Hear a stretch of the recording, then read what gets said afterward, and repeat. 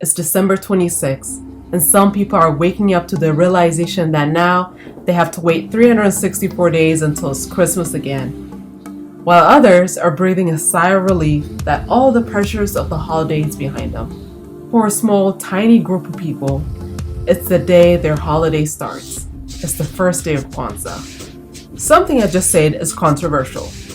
It's not the fact that December 26th is the first day of Kwanzaa, or that only a tiny group of people celebrate it. The controversy is that I even called Kwanzaa a holiday. Let's look at how Kwanzaa started, how it's celebrated, and why calling it a holiday is controversial.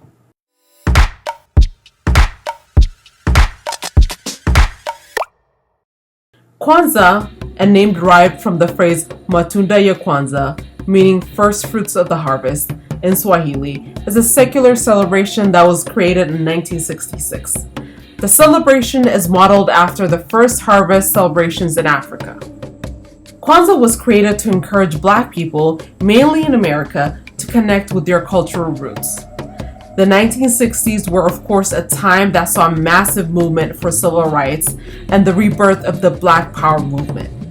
Dr. Maulana Karenga, a professor and a major figure in the Black Power movement in the 1960s and 70s, created Kwanzaa in 1966 as the first Pan-African holiday. In creating Kwanzaa, his goal was, quote, to give Blacks an alternative to existing holiday and give Blacks an opportunity to celebrate themselves and their history, rather than simply imitating the practices of the dominant society. Kwanzaa has 7 principles, celebrated over 7 days. Those are unity, self-determination, collective work and responsibility, cooperative economics, purpose, creativity, and faith. Kwanzaa neatly fits in that time between Christmas and New Year's, December 26th to January 1st. Initially, Karenga wanted Kwanzaa to replace Christmas, a holiday from a religion he believed was a white religion that Black people should shun. But as Kwanzaa gained more mainstream following, Karenga altered his views. Eventually, both holidays started being celebrated side by side. Kwanzaa is celebrated by more than 20 million people around the world. There are daily ceremonies where families gather to share food, gifts, and their hopes for the future. There's also the lighting of the 7 candles that symbolize the 7 principles in honor of ancestors. So what's the controversy surrounding the seemingly harmless holiday?